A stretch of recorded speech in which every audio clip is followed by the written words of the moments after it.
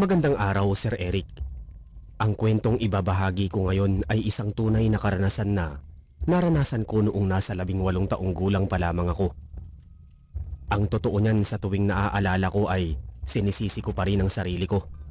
Kasi ako ang nagdala sa sarili ko sa trahedyang yon. Dala ng kuryosidad at katigasan ng ulo ko. Kaya nga kung sakaling may maibabalik man akong oras na pwede kong baguhin, itong pangyayari ang pipiliin ko. Siya nga pala, ako si Joshua. Bata pa lamang ako ay nakatira na ako sa bahay ampunan. Naalala ko noong sinabi sa akin ni Ate Claire na ang namumuno sa bahay ampunan na natagpuan nila ako sa labas ng bahay ampunan. Buhat daw ako ng isang magandang babae. Yun daw ang nanay ko. Pinaampun daw ako ni nanay kasi may misyon daw ang mama ko na dapat gampanan at dapat daw hindi na raw ako madamay sa misyon na yon. Sinubukan nga raw tanungin ni Ate Claire si mama kung anong misyon yun pero hindi siya sinagot ni mama. At pinangalan lang daw ako bago siya umalis. Akala ni Ate Claire ay babalik pa raw si mama pero sa paglipas ng panahon, hindi na raw ito bumalik. Dahil doon nakaramdam po ako ng matinding pangungulila na may kasamang galit sa aking sariling ina. Ang dami ko pong gustong itanong noon sa nanay ko pero paano ko naman yun magagawa kung wala naman siya sa tabi ko. Marami na rin ang sumubok na umampon sa akin sa bahay ampunan pero kahit kailan ay hindi ako pumayag na magpaampon.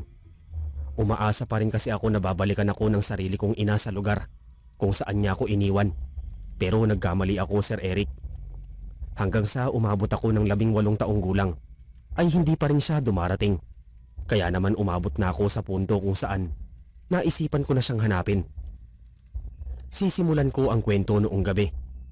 Normal na gabi lang naman yun pero para sa akin, yun na ang gabing punong-puno ng kalungkutan.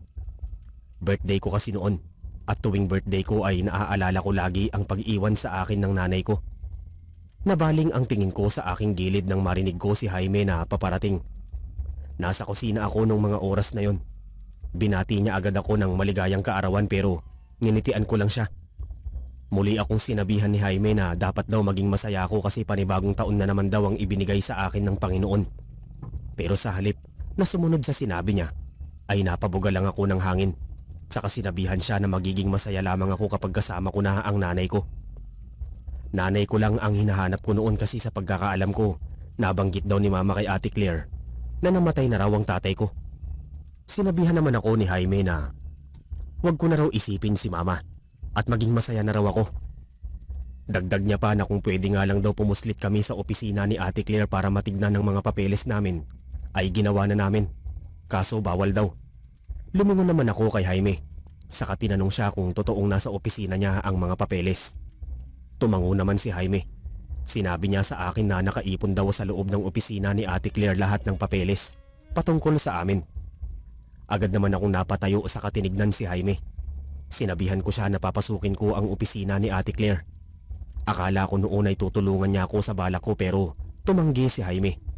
Sinabi niya sa akin na delikado raw lalo na kapag nahuli ni Ate Claire. Posible daw akong maikulong sa isang kwarto ng 1 linggo bilang parusa. Tumawa naman ako ng mahina noon. Saka sinabihan si Jaime na kaya ko ang sarili ko at wag na lamang ipagsasabi ang balak ko. Pagkatapos kong sabihin yun ay naglakad na ako papunta sa opisina ni Ate Claire. Inaamin ko na kinakabahan ako sa gagawin ko pero mas gugustuhin ko pa rin na malaman kung sino o ano ba talagang itsura ng nanay ko. Noong gabing yun ay tulog na rin ang mga tao at hindi masyadong uso ang CCTV. Kaya ang dapat ko lang mapag-ingatan noong mga oras na yon ay ang mahuli ni Ate Claire. Mabilis akong nakarating sa opisina ni Ate Claire. Hindi nakalak ang pinto ng opisina kaya naman malaya akong nakapasok. Pagpasok ko ay tumambad sa akin ng maraming papeles sa ibabaw ng mesa. Mabilis ko itong nilapitan at iniisa-isa hanggang sa matagpuan ko ang hinahanap ko. Nakapaloob yung mga papeles ko noon sa isang envelope. Kaya naman noong bubuksan ko na sana ito ay nagulat ako nang bumukas ang pinto kasabay ng malakas na pagtawag sa akin ni Ate Claire. Namutla agad ako noon kasi nahanap niya ako. Pero mas hindi ko inaasahan si Jaime sa likuran niya na paniguradong sinumbong ako. Bago pa man makalapit si Ate Claire sa akin ay naglakad na ako papunta sa bintana ng opisina niya at lumabas mula doon. Narinig ko pa ang pagtawag sa akin ni Ate Claire nang paulit-ulit habang tumatakbo ako pero hindi ko na siya nilingon pa. Yun ang unang beses na nakalabas ako ng bahay ampunan. Inaamin ko na wala akong alam sa mundo kasi hindi rin naman ako papalabas na tao. Hindi ko alam kung paano ang takbo ng syudad at kung paano mamuhay ng ibang tao. Hindi ko nga rin alam noon na may mga aswang o elemento rin pala na pinaniniwalaan ng mga tao. Habang tumatakbo ako ay hindi ko namalayan na nakapasok na ako sa isang gubat. Malapit kasi sa kagubatan ng bahay ampunan. Ramdam ko ang pagtatayo ng balahibo ko dahil sa lamig at nakakatakot na aura ng paligid. Sa kabutihang palad may kaunting liwanag pa rin naman na nanggagaling sa buwan. Huminto ako sa pagtakbo sa kabinuksan ng folder. Doon nahulog ang isang litrato ng isang babae. Nakalagay pa sa likod ng litrato ang pangalan na Celeste at kamukhang kamukha ko po ang babaeng yun. Una kong naisip na siya ang nanay ko. Kaya naman nagkaroon ako ng pag-asa noon na mahahanap ko siya dahil may litrato ako sa kanya. Nung tumingin ako sa paligid ay hindi ko na alam ang pupuntahan. Puro puno na lamang ang nakikita ko at hindi ko naman kaya noon na manatili sa gubat. Kahit lalaki ako ay naduwag pa rin ako dahil wala rin naman nga akong alam sa kahit anong paraan ng pakikipaglaban. Nagpatuloy na lamang ako sa paglalakad. Kumuha pa ako ng putol na kahoy sa lupa para maging pananggalang ko kung sakaling may sumugod man sa aking hayop o kaya naman ahas. Habang naglalakad ako ay pakiramdam ko napapalayo lang ako sa bahay ampunan. Kaya naman dumaan na lamang ako sa ibang daanan. Ilang saglit pa ay nagulat na lamang ako nang makarinig ng yabag. Nakaramdam agad ako ng takot noon, Sir Eric. Kasi baka mga ngaso yon o kaya naman mas malala pa doon. Hindi ko na nga napigilan ng sarili ko na tumakbo ng tumakbo. Hanggang sa aksidente kong nabangga ang isang babae. Pag-angat ko ng tingin ay napasigaw pa ako dahil kulay ube ang mukha ng babae. Pero nang titigan ko siya ulit ay nasaan yung tao siya. Nakakunot noo siyang nakatitig sa akin at naging pamilyar agad ang mukha niya. Tinignan ko ulit ang litrato ng aking ina at yung babae sa harapan ko. Automatiko akong naluha noon kasi kamukhang kamukha ng babae ang nanay ko. Hindi ko na napigilan pa na yakapin ng babae sa kasinabihan siya na nahanap ko na siya. Naiiyak ko pang tinanong siya kung bakit hindi niya ako binalikan sa bahay ampunan. Natigilan lamang ako nang mapansin kong hindi umiimik si mama. Kaya naman pinakita ko na lang sa kanya ang litrato niya at sinabing ako ang anak niya na iniwan niya sa bahay ampunan. 18 taon na ang nakakaraan. Kinuha naman ni mama ang litrato hanggang sa unti-unting nanlaki ang kanyang mata at ngumiti sa akin. Sinabi niya na ako nga raw ang anak niya na matagal niya na rin daw hinahanap. Natuwa naman ako noon kasi hinanap niya rin pala ako. Pero tinanong ko si mama kung bakit hindi niya na lang ako binalikan sa bahay ampunan na pinag-iwanan niya. Sinabi niya naman sa akin na nakalimutan niya na raw kasi ang bahay ampunan na yon. Kaya naglibot na lamang siya sa iba't ibang bahay ampunan sa pag-asang mahahanap ako. Dagdag pa ni mama na kakarating niya lang daw sa lugar namin na yon at bukas pa sana siya maghahanap sa bahay ampunan. Pero ako na raw ang lumapit sa kanya. Nakangiti naman akong tumitig kay mama at magtatanong pa sana nang sabihin niya akong sa bahay na lang daw namin ipagpatuloy ang kwentuhan. Naglakad na lamang kami papasok ng gubat hanggang sa makarating kami sa isang maliit na kubo. Pagpasok ko sa bahay niya ay agad kong tinanong si mama kung anong nangyari sa kanya sa mga nakalipas na taon at kung bakit sa gubat siya naninirahan, gayong marami namang pwedeng matirahan sa baryo. Tumawa naman ng mahina si mama at sinabi niya sa akin na maging mabait lang daw akong bata at wag nang balikan pa ang nakaraan. Ang mahalaga daw ay magkasama na kaming dalawa. Pagkatapos niyang sabihin yun ay dinala ako ni mama sa isa pang silid. Naamoy ko pa ang masangsang na amoy doon pero hindi ko na lamang pinansin kasi baka antok lang ako at pagod kaya kung ano-anong naaamoy ko. Lalabas na sana si mama nang sabihan ko si mama na masaya akong nakita ko siya. Ngumisi naman si mama sa akin at sinabihan akong masaya din daw siya na makita ako. Sobrang tuwa ko noon kasi sa wakas magkakaroon na rin ako ng alaala kasama ang aking ina. Naaalala ko pa na nakangiti pa ako noon hanggang sa makatulog ako. Nagising ako bandang 12:00 ng madaling araw dahil sa tawag ng kalikasan. Dire-diretso akong lumabas ng aking silid para hanapin ang ina ko pero hindi ko siya nakita. Pumasok pa ako sa isa pang silid sa kubo pero wala rin doon si mama. Naisipan ko noon na pasukin ang kwarto ni mama. Gusto ko rin kasi malaman ng lahat ng tungkol sa kanya. Papasukin ko na sana ang kwarto niya nang makarinig ako ng mga yabag sa labas ng bahay. Nang silipin ko ang labas ng bahay mula sa bintana ng kubo, ay nakakita ako ng 3 kalalakihan. Kinabahan agad ako noon kasi baka magnanakaw o kaya naman mga ngaso. Nagmamadali akong naglakad papunta sa sala para sana sabihan si mama, pero nagulat ako nang pumasok si mama sa loob ng kubo. Nagulat din si mama nang makita ako at napansin ko pa ang biglaan niyang pagyuko. Hindi ko na lamang pinansin ang naging reaksyon niya. Sinabihan ko agad si mama na mayroong mga lalaki sa labas. Nagulat ako nang tumawa ang aking ina at sinabi niya na wala raw kasi galing siya sa labas ng bahay. Sumilip ako sa bintana pero nagulat ako kasi wala nang katao-tao doon, pero nakita ko ang mga sulo na dala ng mga ito kanina na wala ng apoy. Hinarap ko ulit si mama at tinanong siya kung pinaalis niya ba ang mga lalaki, at sinabi naman ni mama na wala raw mga lalaki at guni-guni ko lamang yon.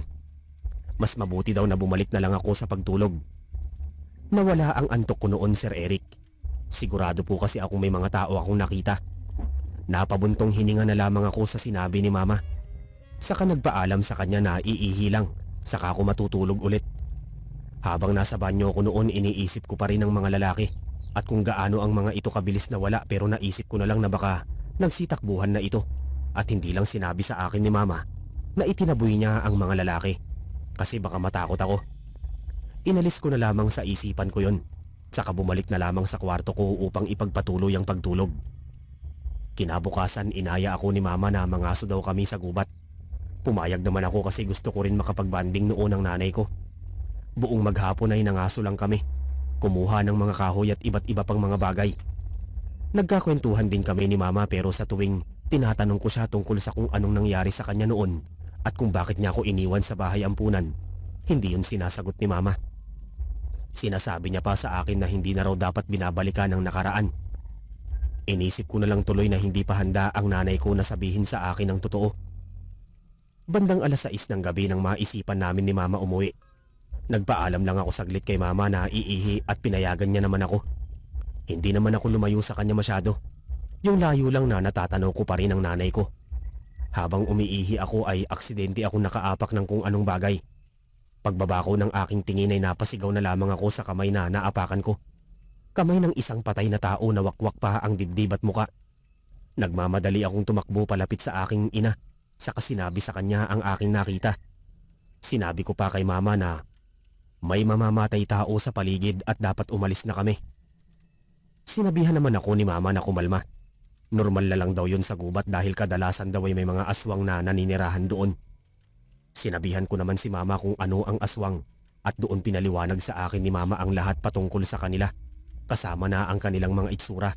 Pero sinabi rin ni mama na hindi raw sila nangangain ng tao kapag hindi sila pinapakialaman at sumusunod lang daw sa gusto nila.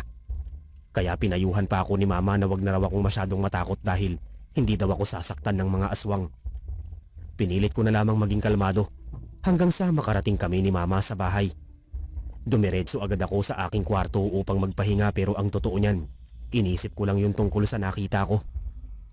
Ang daming tanong na nangingibabaw sa utak ko, katulad na lamang kung bakit mas ginugusto ni mama na manirahan sa gubat, gayong may aswang naman doon. Gusto ko yun itanong sa kanya pero mas pinili ko na lamang noon manahimik. Ilang oras ang lumipas pero hindi pa rin ako nakakatulog. Naisipan ko na lamang lumabas ng aking kwarto para sana magpaantok. Pero napansin ko ang kwarto ni mama na bukas. Nang pasukin ko ito ay wala doon ang nanay ko. Pero napansin ko na may mga damit ni mama sa ibabaw ang kama niya. Nakaramdam ako noon ng kaba dahil baka ano nang nangyari sa nanay ko. Sakto naman na nakakita ako noon ng kutsilyo, kaya naman kinuha ko yon, saka naglakad palabas ng bahay. Tinatawag ko ng paulit-ulit ang aking ina hanggang sa makakita ako ng isang babaeng hubot-hubad. Nagtago agad ako sa likuran ng isang puno habang tinitignan ng babae. Napasinghap ako nang humarap ang babae at kitang-kita ko ang pulang mata ng aking ina at ang unti-unti niyang pagbabago ng anyo mula sa pagiging babae hanggang sa pagiging oso. Nanginig agad ang buong katawan ko noon, lalo na noong naging tao ulit siya, pero yung mukha niya ay isang oso. Para akong mahihimatay noon sa pinaghalong kaba at takot. Hindi na ako nagtagal doon. Mabilis akong tumakbo pabalik ng bahay at nang makapasok ako sa loob ay pumasok sa isip ko ang nakita ko. Naisip ko pa na baka aswang din ako kasi aswang ang nanay ko. Natatakot din ako noon na baka kung anong gawin sa akin ng nanay ko, pero inisip ko na lamang na anak ako ni mama at paniguradong hindi niya ako sasaktan. Pumasok na lang ulit ako sa aking kwarto at pinilit ang sarili na makatulog. Pinilit kong maging kalmado noon at ipasok sa utak ko na aswang ang nanay ko, pero hindi pa rin talaga mawala ang takot na nararamdaman ko. Naisipan ko pa nga noon na umalis na lamang, kaso ayoko naman iwan ang nanay kong mag-isa, at naisip ko rin na baka aswang din ako, pero hindi pa lumalabas ang tunay kong anyo. Kinabukasan nagising ako sa malalakas na katok sa pinto ng bahay. Mabilis akong bumangon sa lumabas ng kwarto at nagulat pa ako nang makasalubong ko si mama na tulad ko ay bagong gising din. Tinanong ako ni mama kung may bisita daw ba ako at bakit hindi ko raw sinabi. Sinagot ko naman siya na wala akong kilala na pwedeng bumisita sa akin. Hindi ako makatingin ng diretso kay mama. Pumapasok sa isip ko yung nakita ko noong gabi. Nagpaalam na lamang ako sa aking ina na bubuksan ko ang pinto. Lalagpasan ko na sana siya nang marinig ko ang binulong niya na bagong pagkain daw. Lalo akong kinilabutan noon at ang gusto ko na lang mangyari noon ay paalisin ang kung sino mang kumakatok sa pintuan. Mabilis akong naglakad patungo sa pintuan saka binuksan ito. Nagulat ako nang makita si Ate Claire kasama si Kuya Jojo, ang asawa niya. Maging sila ay nagulat din nang makita ako. Agad kong niyakap si Ate Claire, saka sinabihan ako na nag-aalala daw siya sa akin. Akala niya raw ay tuluyan na akong naligaw sa gubat, pero mabuti na lang ay ligtas pa rin daw ako. Nabalitaan pa nga raw ni Ate Claire na marami raw elemento sa gubat na yon, kaya naman isinama niya na ang asawa niya na dating manunugis. Humiwalay ako sa yakap ni Ate Claire, saka seryoso siyang sinabihan na nahanap ko na ang mama ko. Sinabi ko pa sa kanya na umalis na sila dahil mapanganib doon. Nagkatinginan naman sina Ate Claire at Kuya Jojo. Tinanong pa ako ni Ate Claire kung paano ko raw nasabing mapanganib ang lugar na yon, gayong naroon daw ako. Bago pa man ako makasagot sa kanya, ay narinig ko ang boses ni mama sa aking likuran. Nagulat pa ako nang batiin siya ni Ate Claire, saka sinabihan ito na buhay pala si mama. Mula sa gilid ng aking mata ay nakita ko si mama na ngumisi, saka tinanong kung sino si Ate Claire. Nangunot pa ang noo ni Ate Claire at natatawang sinabihan si mama na nakalimutan na raw niya na si Ate Claire ang iniwanan niya sa akin. Tumango naman si mama saka sinabing matagal na raw kasing hindi nakikita kaya naman nakalimutan na. Bago pa man ako makasingit sa kanila ay inaya ni mama ang dalawang pumasok sa bahay. Umangal pa ako noon pero binaliwala lang nila ako. Napabuntong hininga na lamang ako dahil alam kong hindi ko mapipigilan pa sina Ate Claire at Kuya Jojo. Kaya naman naisipan ko noon na ako na lamang ang magliligtas sa kanila. Laban sa nanay kong aswang. Buong umaga ay nag-uusap-usap lamang sina mama at si Ate Claire, habang si Kuya Jojo naman ang nagpresenta na pumunta sa kusina upang magluto. Naisipan ko noon na kausapin si Kuya Jojo kasi baka mapilit nito si Ate Claire na umalis na. Nagpaalam lang muna ako saglit kay mama na tutulungan si Kuya Jojo bago ako pumasok ng kusina ng bahay. Naabutan ko si Kuya Jojo na hawak ang karne. Nakatitig siya rito habang nakakunot ang noo. Tinawag ko si Kuya Jojo kaya naman napalingon siya sa akin. Umukit ang ngiti sa labi niya bago ako tanungin kung ano raw ang ginagawa ko roon. Dagdag niya pa na kung nag-aalala daw ako kung kukunin nila ako ay wag na raw kasi hindi naman daw nila yun gagawin dahil kasama ko na raw ang nanay ko. Umiling naman ako at sinabihan si Kuya Jojo na mapanganib doon. Dagdag ko pa na ayain niya na si Ate Claire na umalis bago mahuli ang lahat. Umangat naman ang isang kilay ni Kuya Jojo. Ano raw ang mapanganib doon gayong ako at ang ina ko lang naman daw ang naroon? Hindi agad ako nakasagot. Gusto kong ibunyag sa kanila ang totoo pero nanay ko pa rin naman kasi ang pinag-uusapan doon. Nangunot ang noo ko nang magsalita ulit si Kuya Jojo. Sinabi niya sa akin na aalis naman daw agad sila Ate Claire kasi kampante na raw sila na ligtas ako. Wag na raw akong mag-alala kasi hindi naman daw sila magpapaumaga sa bahay na yon. Kahit papaano ay nakahinga ako ng maluwag nang marinig yon pero hindi pa rin ako kampante kasi habang hindi pa sila umaalis ay alam kong sila ang gustong makain ni mama. Buong maghapon ay binantayan ko lamang ang aking ina. Wala naman siyang kakaibang ginagawa pero kinakabahan pa rin ako sa kanya. Nang dumating ang alas 6 ng gabi ay nagpaalam na sila na aalis na pero nagulat ako nang sabihin ni mama na doon na raw magpalipas ng gabi dahil madilim na raw sa gubat. Nagulat pa ako noon nang bumuhos bigla ang ulan. Gusto kong magmura noon sa inis kasi hindi na nakisama ang panahon sa akin. Tumingin si Kuya Jojo sa akin kaya naman pasimple ko siyang inilingan. Magsasalita na nga sana siya nang pumayag na si Ate Claire sa kasinabihan pa si Kuya Jojo na baka raw mapahamak pa sila kung maglalakad sa gubat ng gabi.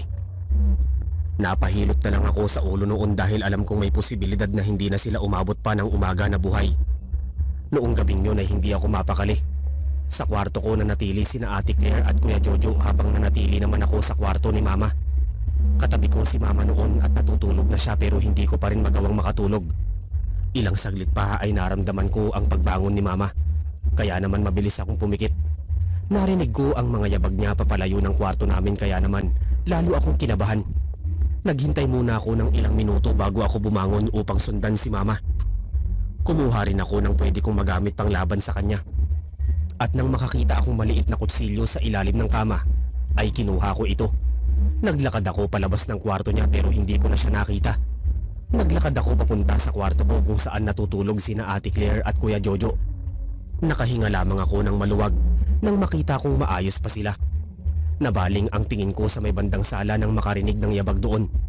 Dahan-dahan akong naglakad papunta doon at nakita ko si Mama na papalabas ng bahay.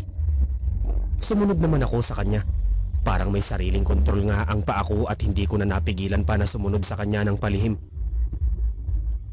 Tahimik lamang siyang naglalakad hanggang sa huminto siya at ilang saglit pa ay may pinulot siya sa lupa at napasinghap ako nang makakita ng isang lalaking wala ng buhay.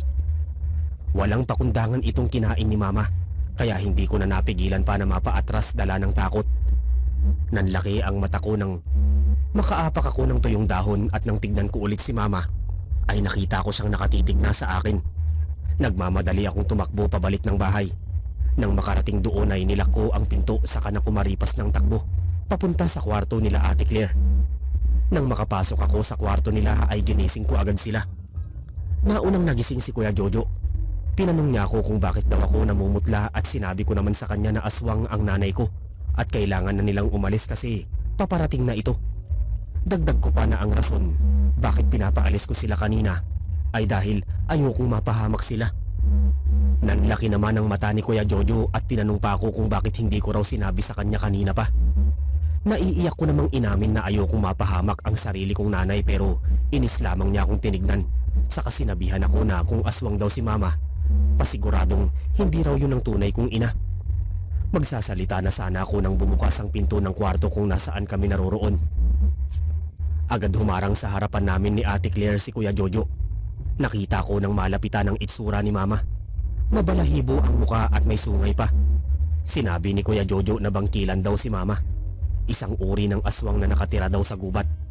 Dagdag pa niya na wala raw panahon ng mga bangkilan na magkaanak dahil mas gusto nitong kumain kaysa mag-asawa kaya imposibleng anak daw ako ng bangkilan na nasa harapan namin. Tumawa naman si Mama sa kasinabing tama raw ang sinabi ni Kuya Jojo.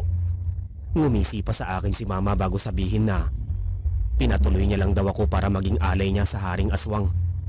Malapit na raw kasi itong dumating at hindi siya papayag na hindi ito magkakaroon ng alay. Bago pa man ako makasagot ay sinugod ni Kuya Jojo si Mama. Pero nasakal lamang ni Mama si Kuya Jojo saka itinilapon ito sa gilid. Nanginginig kaming dalawa ni Ate Claire habang nakatitig kay Mama na umuusok na ang ilong. Nakita ko pang bumangon si Kuya Jojo at muling inatake ang bangkilan pero nasuntok lang siya ulit ni Mama. Nang matumba si Kuya Jojo ay sapilitan akong inagaw ni Mama bago ngumisi kaila Ate Claire at sabihin na babalikan niya raw sila kapag inialay niya na raw ako. Kinagat ko naman ang braso ni Mama na nagkapalibot sa akin pero sa halip na siya ay masaktan ay ako lang ang nasaktan. Naramdaman ko na lamang noon ang malakas na nahampas sa aking batok na siyang nagpakawala ng aking malay. Nagising ako na nasa loob ng isang kuweba. Agad akong naalarma noon nang mapansin na nakahiga lamang ako sa malamig na sahig ng kuweba. Tanging mga sulo lamang ang nakikita ko. Mabilis akong bumangon sa kainayos ang sarili. Hindi na ako nag-aksaya pa ng oras noon. Mabilis akong tumakbo palabas ng kuweba pero nagulat ako nang makarinig ako ng tawa sa paligid. Umieko yun sa buong kuweba na lalong nagpatindig ng balahibo ko. Gayunpaman pinagpatuloy ko pa rin ang pagtakbo. Natigilan lamang ako nang may humarang sa akin. Pagtingin ko sa unahan ay nakita ko si Mama na nakaanyong tao na. Umatras ako nang lumapit siya sa akin at tatakbo na sana ulit nang mahawakan niya ako at walang awang itinapon palayo sa kanya. Napadaing ako sa matinding sakit ng aking likod. Naiiyak na ako noon kasi para akong lantang gulay na itinapon niya lang. Tumawa si mama sa kaiiling-iling na tinignan ako. Sinabi niya sa akin na katulad lang daw ako ng aking ina. Nanlaki ang mata ko sa sinabi niya. Sinabihan ko pa siya na hindi ko pala siya tunay na nanay pero bakit niya ako kinuha at bakit kamukha niya ang nanay ko. Sinabi naman ng bangkilan na yun na ang nanay ko raw ay patay na. Pinatay niya raw. Kambal niya raw kasi ang nanay ko at isa raw sa kanila ang naging aswang at halata naman daw kung sino ang isinumpang aswang. Akala daw ng bangkilan ay susuportahan siya ni mama pero pinatugis daw siya ng totoo kong ina sa mga manunugis na naging dahilan ng galit ng bangkilan. Pinatay niya raw si mama at hindi niya alam na may anak ito pero noong pinakita ko raw ang litrato sa kanya, alam niyang nanay ko raw ang kinasusuklaman niyang kakambal at hindi daw siya makakapayag na hindi daw niya ako mapapatay sa paraan kung paano niya pinatay ang nanay at tatay ko. Hindi ako nakasagot sa sinabi niya. Sinabi ko pa na hindi ko kasalanan ang ginawa ni mama sa kanya pero tumawa lamang ang tita ko. Opo, tita ko. Tita ko po ang bangkilan na akala ko totoo kong ina. Umayos ako ng tayo sa kasinamaan ng tingin si tita. Tumingin ako sa paligid nang mapansin na ako lang pala ang mag-isa at wala sina Ate Claire. Kaya naman tinanong ko siya kung nasaan sila at sinabi naman niya na huwag ko na raw hanapin ang mga taong nasa tiyan niya na. Lubos akong nagalit noon, Sir Eric. Hindi ko naman alam kung paano ko lalabanan ng isang bangkilan. Wala nga akong kaalam-alam sa pakikipaglaban. Kinuha ko ang bato na nasa lupa saka ibinato ito kay tita. Nang mapansin kong natigilan siya, ay mabilis akong tumakbo palabas ng kuweba. Pero nahuli niya ako. Hinawakan niya ang aking braso pero sinuntok ko siya sa muka, saka tinadyakan sa pribadong parte niya. Nang mapansin kong napaatras siya ay kumuha pa ako ng isa pang bato, saka ibinato sa kanya at muling tumakbo palabas ng kuweba. Nagawa kong makalabas noon pero hindi ko naman alam kung saan ako papunta. Kaya naman nagpatuloy na lamang ako sa pagtakbo. Natigilan lamang ako nang may tumalon sa aking harapan. Pagtingin ko ay nakita ko si tita na umuusok na ang ilong sa galit habang nakatingin sa akin. Sinampal niya pa ako sa aking pisngi kaya naman naramdaman ko ang kanyang matutulis na kuko at pagdurugo ng pisngi ko. Bago pa man ako makabawi ay sinakal na ako ni tita, saka nakangising pinakita sa akin ang kanyang mahahabang kuko. Sinabi niya sa akin na kukunin niya raw ang puso ko at kakainin ito. Nagdadasal ako noon habang nakatitig sa kanya. Umaasa ako na sana ay may magligtas sa akin. Napapikit na lamang ako nang iangat na ni tita ang kanyang isang kamay. Akala ko ay mamamatay na ako pero nagulat na lamang ako nang bumagsak ako sa lupa. Pagmulat ko ng mata ay nakita ko si Kuya Jojo mula sa malayo at may hawak na pana. Nakita ko rin na nakatarak sa likod ni tita ang pana. Mabilis akong bumangon at lumapit kay Kuya Jojo. Nang makalapit ako sa kanya ay nanginginig pa ang aking katawan noong sinabi ko ang totoo. Tinanong ko pa siya kung nasaan si Ate Claire at sinabi naman niya sa akin na naghihintay daw si ate sa labas ng gubat. Nagpasalamat na lang ako sa kanya, saka kami naglakad palabas ng gubat.